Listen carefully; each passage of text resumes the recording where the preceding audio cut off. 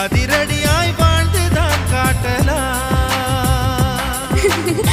அழகான சின்ன தேவதை அவள் தானே எங்கள் புன்னகை. நாள்தோறும் இங்கு பண்டிகை, நம் வானில் வான வேடிக்கை.